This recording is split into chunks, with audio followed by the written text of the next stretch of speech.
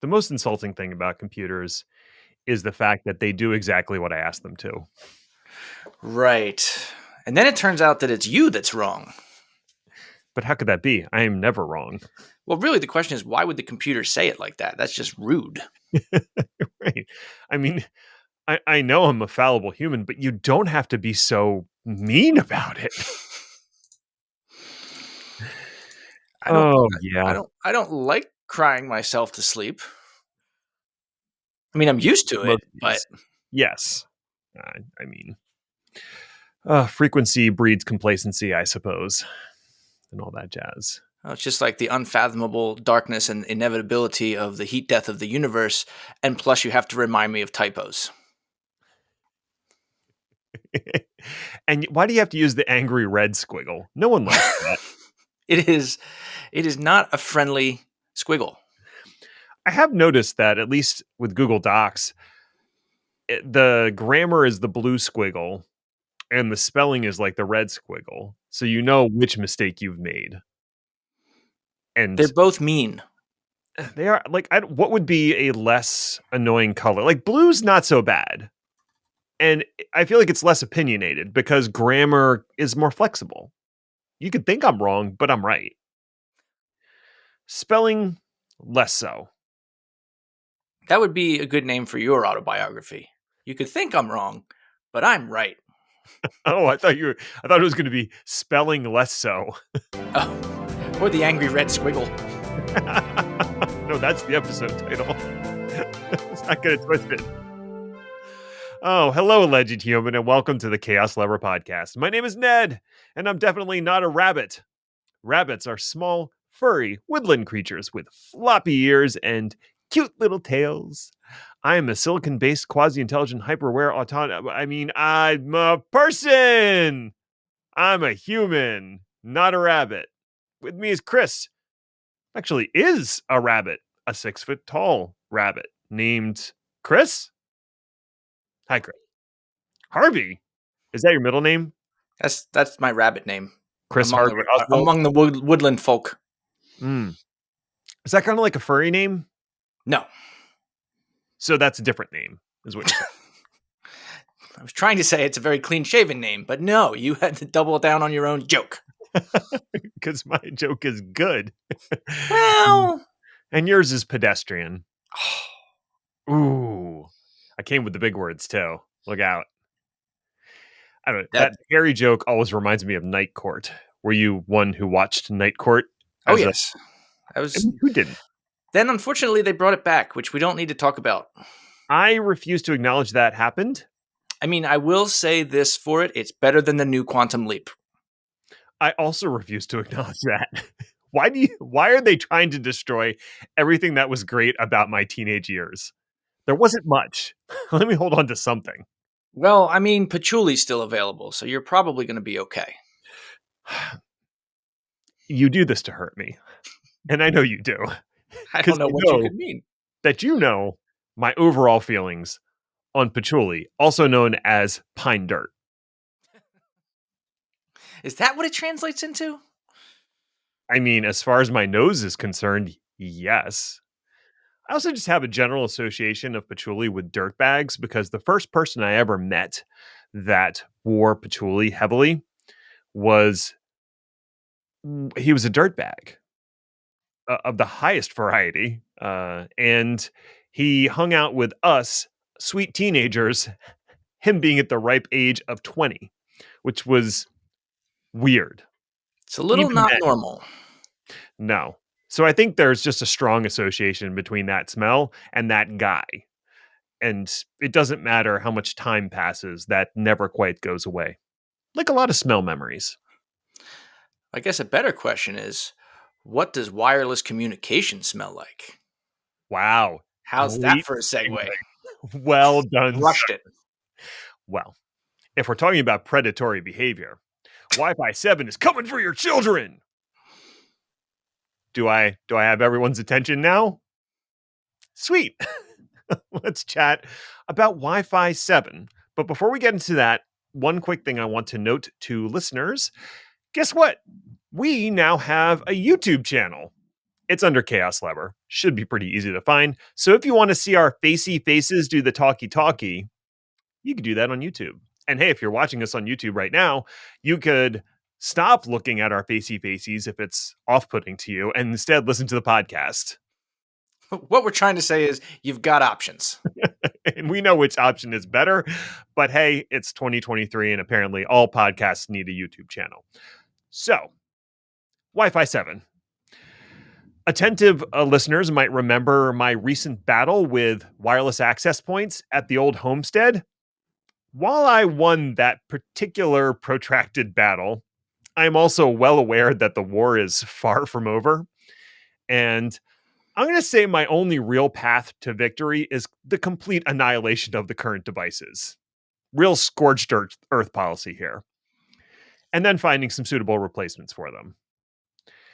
So, in the process of looking at potential wireless access point replacements, because I don't use a wireless router, because I'm not, what's the word I'm looking for? In the 20th century? Yeah, there's that. Yeah, okay, we'll go with that. A barbarian, I think is what I was looking for. So I stumbled across Wi-Fi 7, the successor to 6E. So my access points, I thought they were running Wi-Fi 6, but then I actually looked at them, and it turns out they're running Wi-Fi 5. So I am like way behind here. But it does beg the question, should I upgrade the devices to 6E, which is available now and a ratified standard, or do I wait for Wi Fi 7 devices to become more prevalent and slightly more affordable, which we'll get to later? And guess what, listeners and Chris? I'm going to drag you along for the ride. So get in, loser. We're going Wi Fi 7 shopping. Cool. Yeah. I think that actually makes me the Regina George of this situation. Do you want to be Gretchen Wieners? Probably end up being that by default. The other option is being Amanda Siegfried, which is not a bad thing. It's very fetch. Stop trying to make fetch happen. Okay, so a little background on the whole Wi-Fi standards thing. There's the popular Wi-Fi naming standard, and then there's the actual standard that's managed by the IEEE. So if you remember hearing 802.11 something something, that's the actual standard. 802.11n is the one a lot of people remember since it introduced the alternative numbering from the Wi-Fi Alliance, and it was called Wi-Fi 4. That was way back in 2008. And since then, we've had Wi-Fi 5, 6, 6E, and now 7, based on the 802.11be standard. Because it'd be awesome. Ugh. I know. You Why they figured the decided, numbers would move up. I mean, couldn't it be 802.12 at some point? you would think maybe, but that's not how the standard works. No. 802.11, Arbitrary letters thrown on at the end is the way to go. no. No. So 802.11 is just the general wireless standard for wireless communications protocols. And every time they amend the standard, it basically increments alphabetically. So if you go back, like previous standards were N and then you got into AC. So they basically got all the way through A through Z as the first letter and then just started tacking on a second letter. So I imagine at some point we're going to get to like 3 letters as being part of the standard. And then the Something to heat look death, forward to. yeah, or the heat death of the universe, whichever. I was thinking about what Android's going to do when it hits version 27, but that's a whole other problem that we don't need to delve into. Um, so the general pattern is that the IEEE takes forever to ratify a Wi-Fi standard, multiple years. So once the main pieces of the next generation of the standard are settled on, vendors start developing hardware to support it because making hardware kind of takes a while. The net result is that hardware products that support the standard are available before the official standard has actually been ratified, and everyone's just okay with that.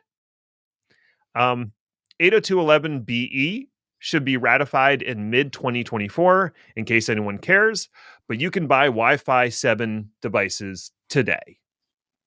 Neat. Cool. Glad we have the standard. Same thing happened with every previous Wi-Fi standard. So it's the way that they do things. So, what is new in the Wi-Fi 7 standard? How does it compare to the previous generations? Let's hit the highlights and then we'll circle back in some more detail. Uh, we'll start with the spectrum support. Wi-Fi 7 supports the 2.5, 2.4, 5 gigahertz, and 6 gigahertz spectrums. So all three of those spectrums. That's no different than 6E. 6E had the same spectrums in its support, but the way that it was supported was a little bit different, which we'll get to. It uses 4096 QAM, or quadrature amplitude modulation. Don't expect me to say that again or explain what it means.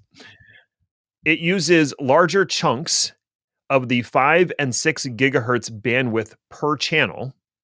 It supports multi-link operation across multiple spectrum bands.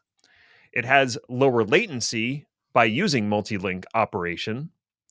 It has flexible channel utilization, and it has a time sensitive network extension, which I didn't have time to get into, but it's a really interesting application where if you do have a time sensitive network, those are typically wired because they're time sensitive.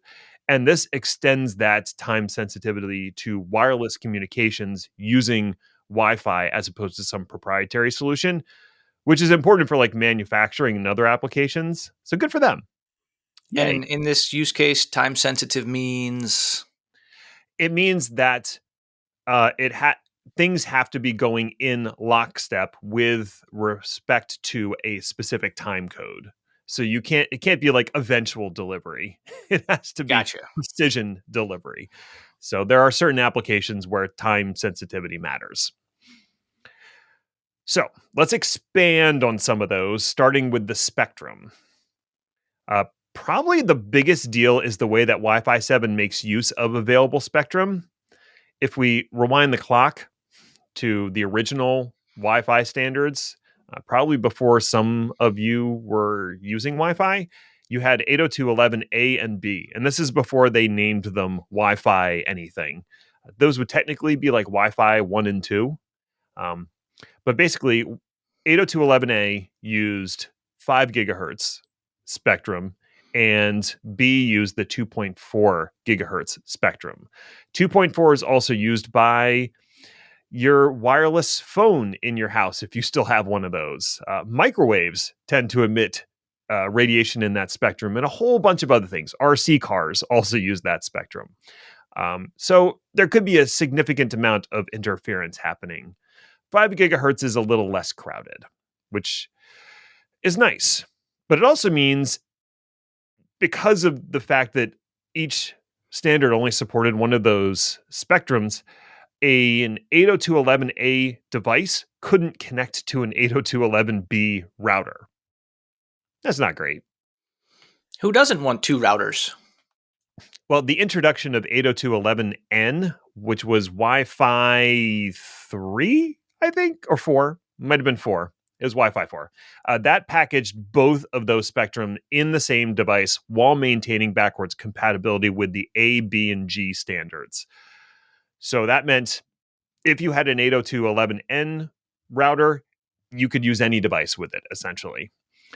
And then the FCC in the United States started releasing portions of the 6 gigahertz spectrum for unlicensed use.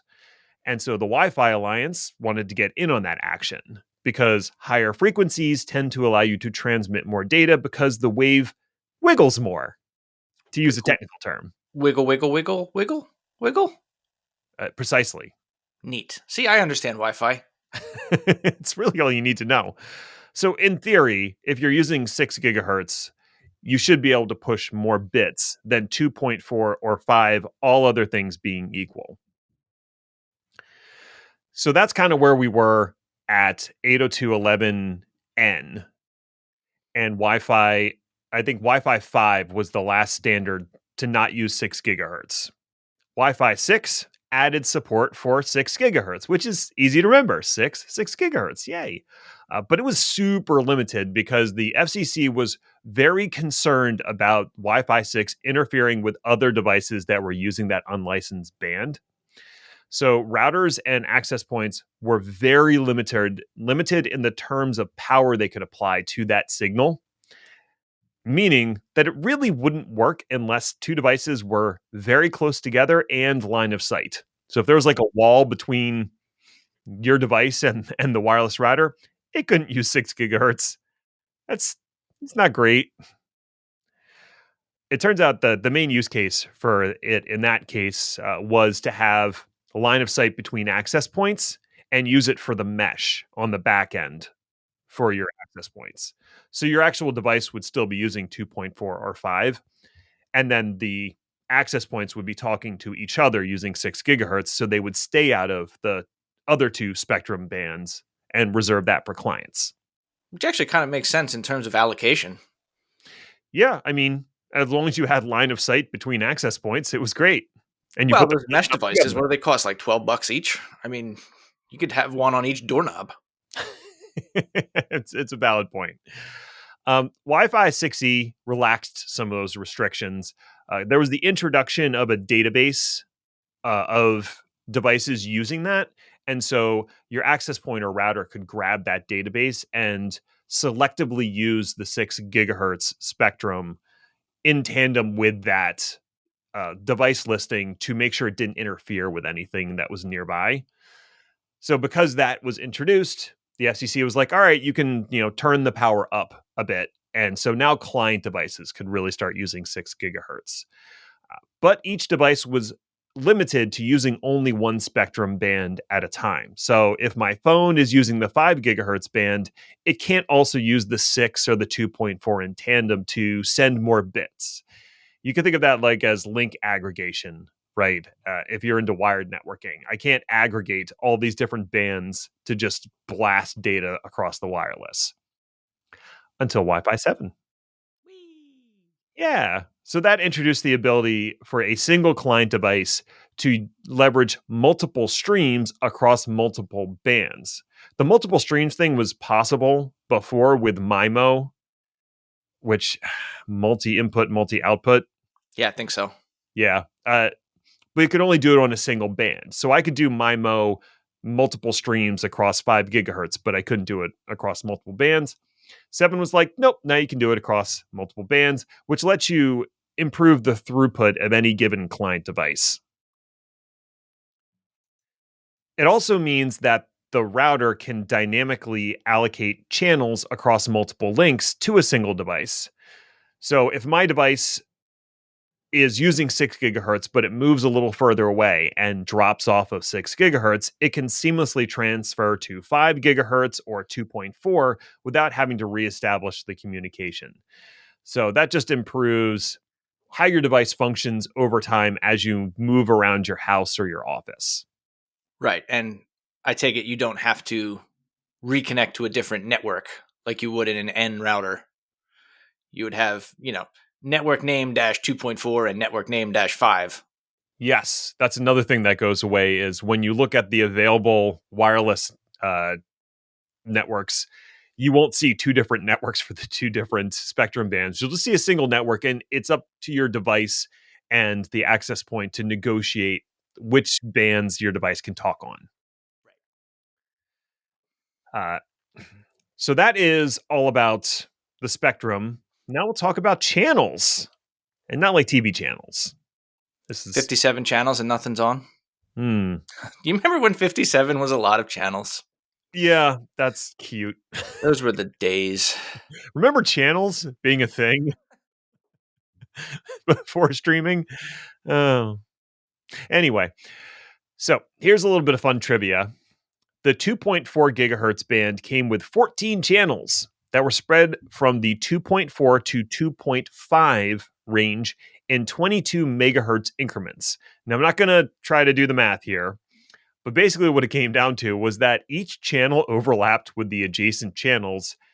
And so, in general practice, if you're using 802.11b or G, you really only use channels 1, 6, and 11. to avoid overlap. And if you weren't in the US, you could also use channel 14. Do you remember this? Yeah, I mean, that's one of those fun things that as you're learning about networking, you find in the advanced settings. Ooh, channels. That's exciting. I'll pick 3, which then doesn't actually help you because now you're getting interference from like channel 1 and 6 at the same time. Hooray. Yay! Most devices today will automatically pick a channel for you in the 2.4 gigahertz range, and same thing with 5 gigahertz, which is less of a problem. Which incidentally is one of the reasons that the world famous technical support technique of turn it off and turn it on again works for increasing your bandwidth on your Wi-Fi router, because what happens is it selects a new, more empty channel. Until people do the same thing in adjacent houses and you end up with a channel like an overloaded channel again. Fortunately, 802.11g and N introduced orthogonal frequency division multiplexing. Please don't ask me to explain that. But what it did is it slimmed down that portion of the channel that was actually being used to 16.25 megahertz, and that reduced the overlap, which increased the number of usable channels. But at the same time, it also added an option to double your channel width to 40 megahertz to get more speed, since each device was only getting a single channel. So now you're back to the same problem. At least in the 2.4 gigahertz. In the 5 gigahertz range, you had a little more room to work with there. So I guess what I'm saying is that it's not just the spectrum band you're using, but how wide the channel is determines how much data you can push down that channel.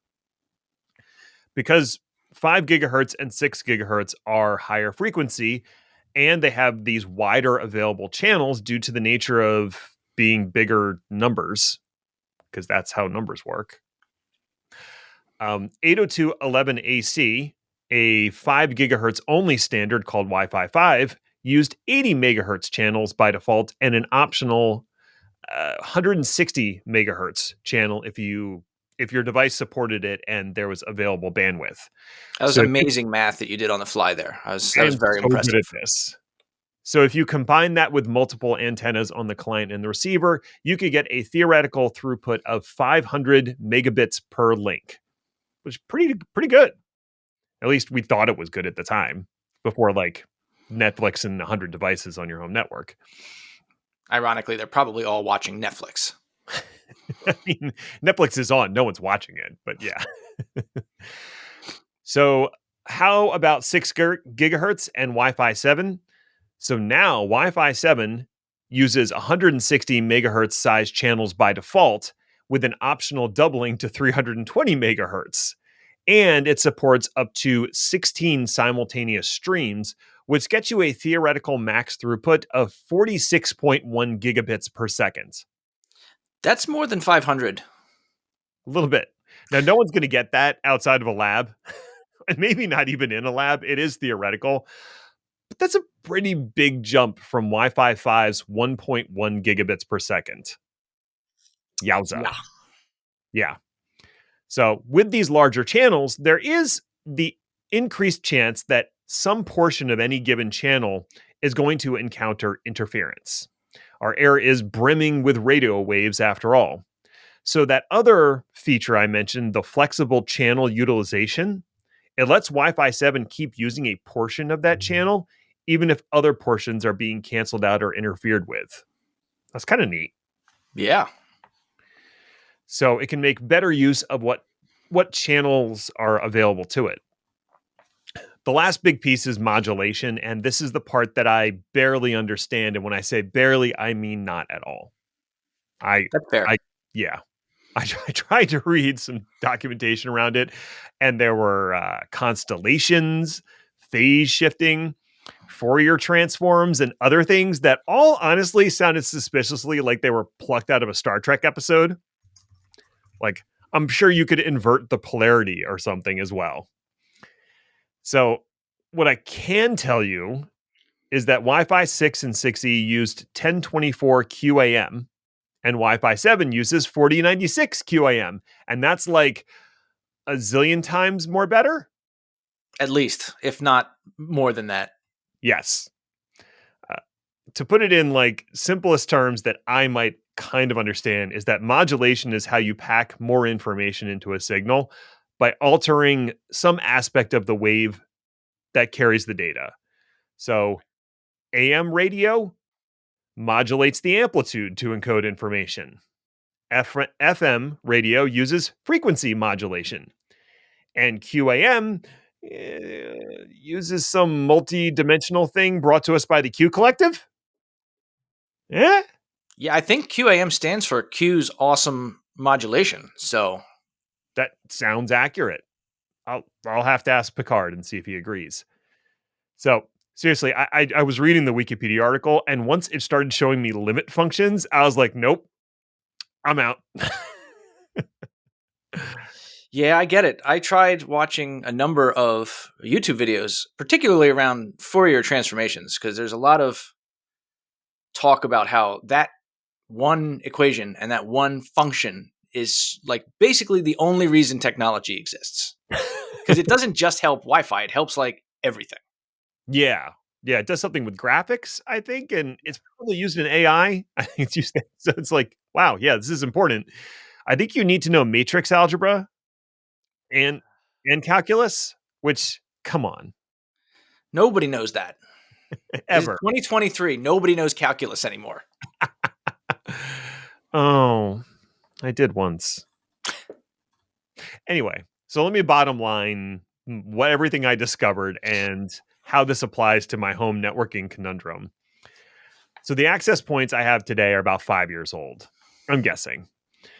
And they support 802.11ac and 11n, which is Wi-Fi 4 and 5, which means the maximum throughput I'm going to get is 3 gigabits per second if I had just the right client device, exactly the right distance from my access point, and Mars was in the house of Jupiter and not in retrograde.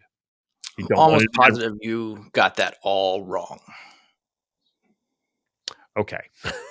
So if I move up to Wi-Fi 6E, that would be a boost to a theoretical 9.3 gigabits per second of throughput. So tripling what is possible today.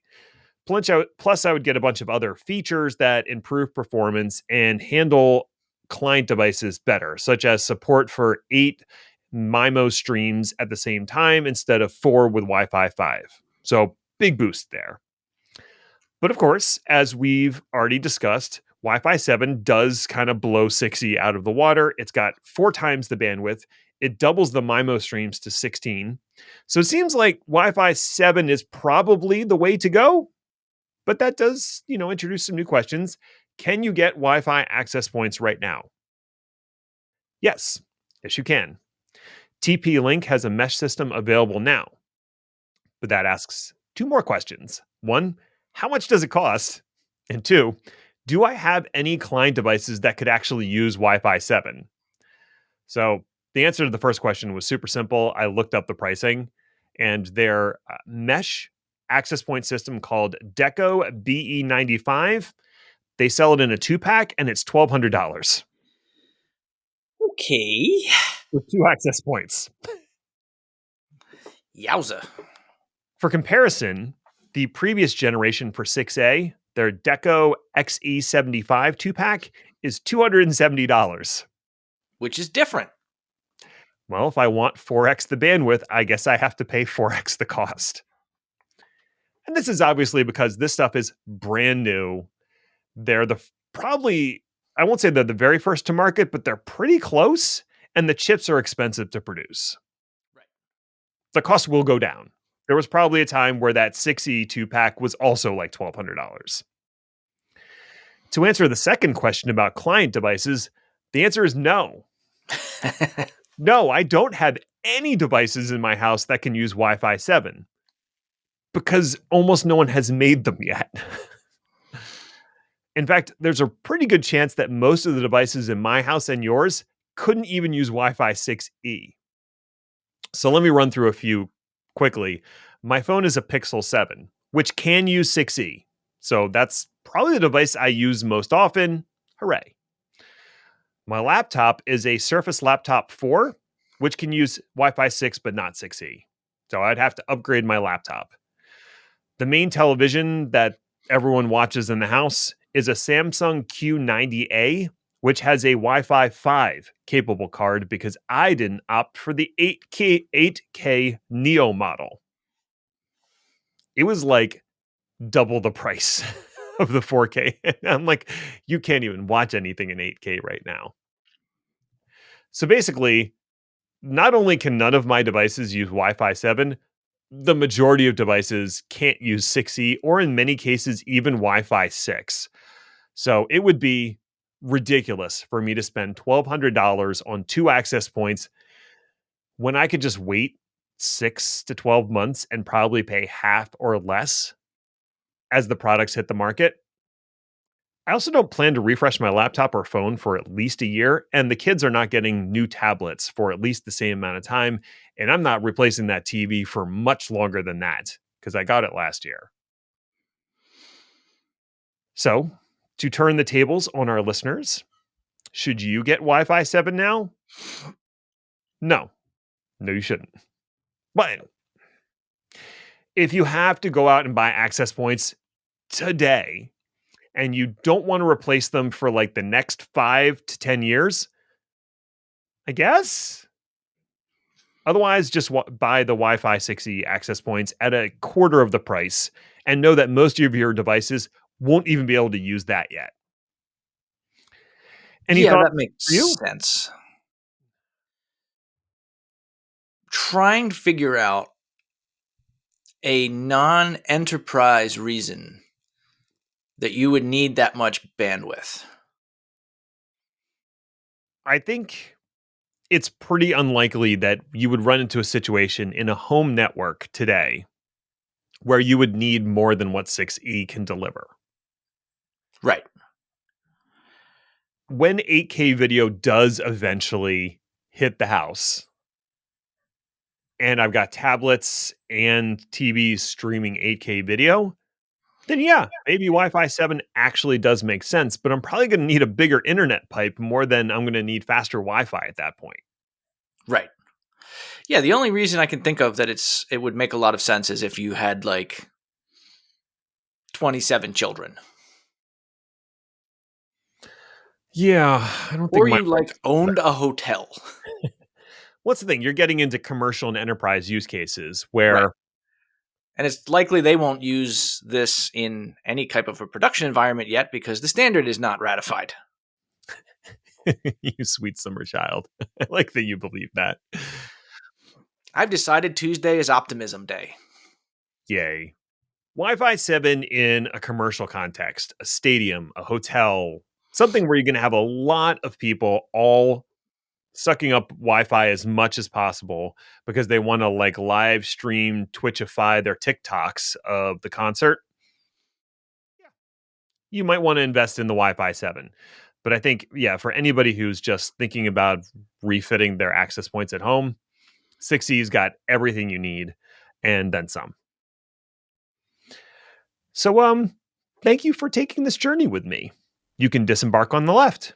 Please remember that all your belongings should go with you or they become mine because it's maritime law. Speaking of which, have you heard about sovereign citizens? Okay, we need to move on. If you subscribe to our newsletter, I'll include a link to an awesome, almost 2 hour long video that talks about sovereign citizens. I thought it was super fun.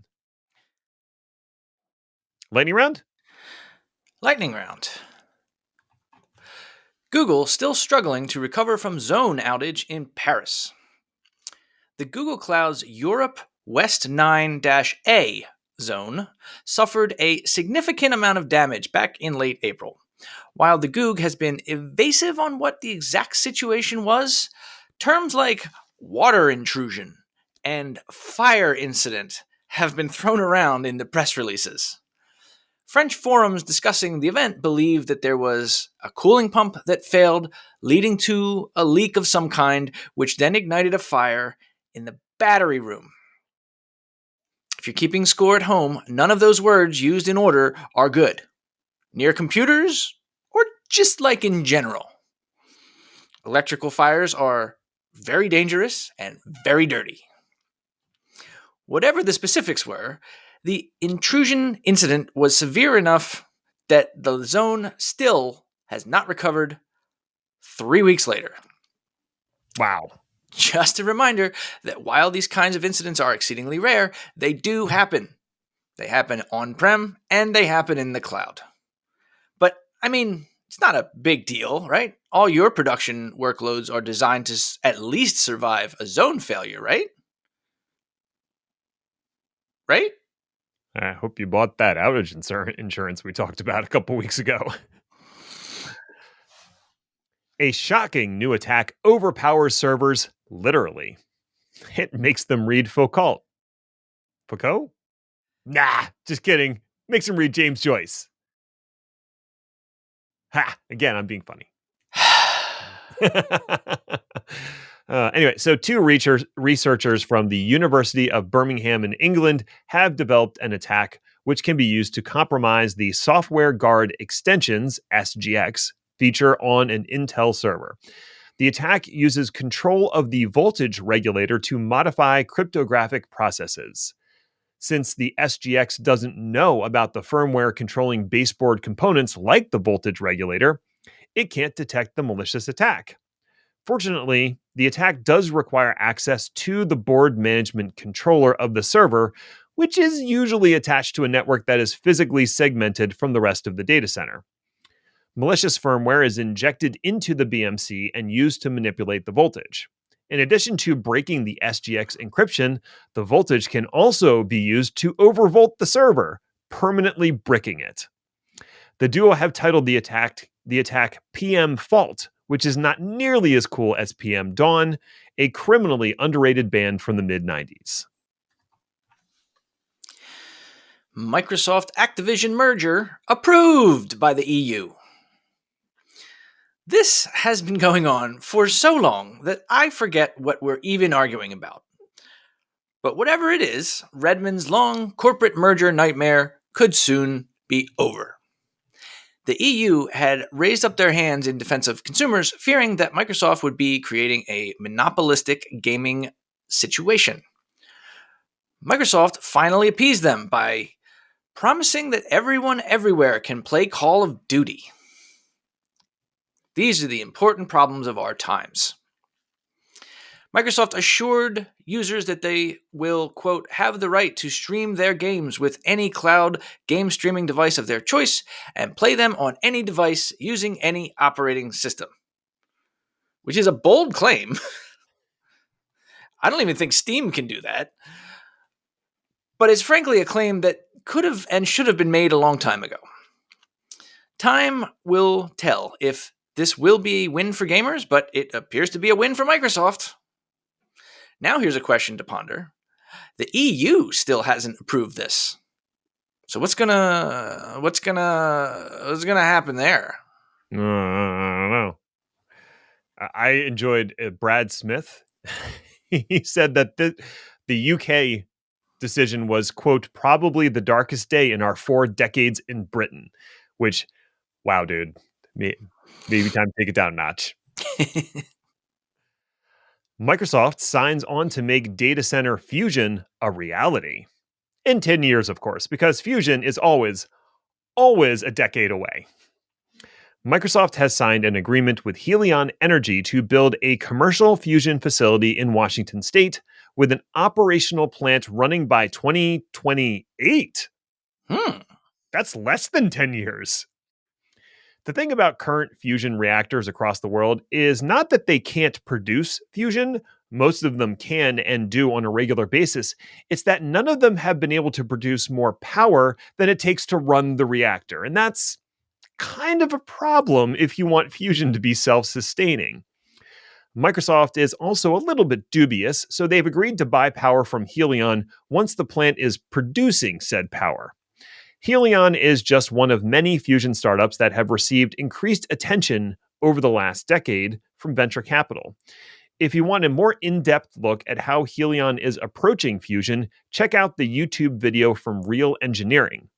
I'm cautiously optimistic about the state of fusion power, and as much as I like to lampoon it, it also seems like it could be an incredible fix for reducing carbon emissions. Elon announces new Twitter CEO, and it's not Sheryl Sandberg. Huh. Well, one of my New Year's predictions takes a turn for the worst.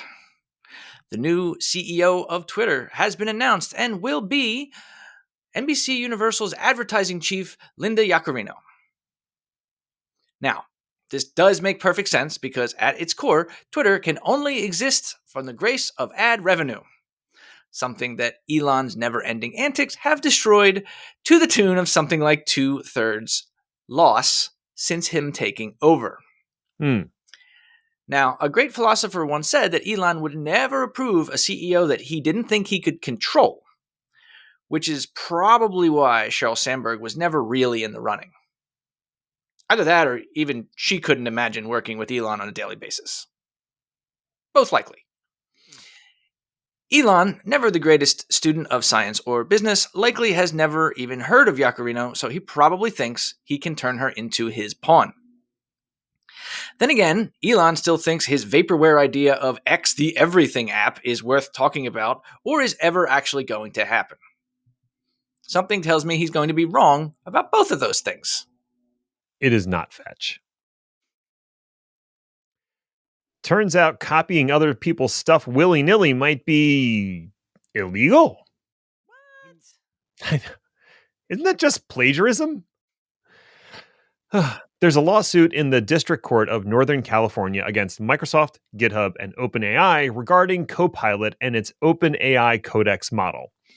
The suit alleges that the defendants have violated copyright, contract, privacy, and business laws through the code that was ingested and regurgitated by Copilot with absolutely no attribution.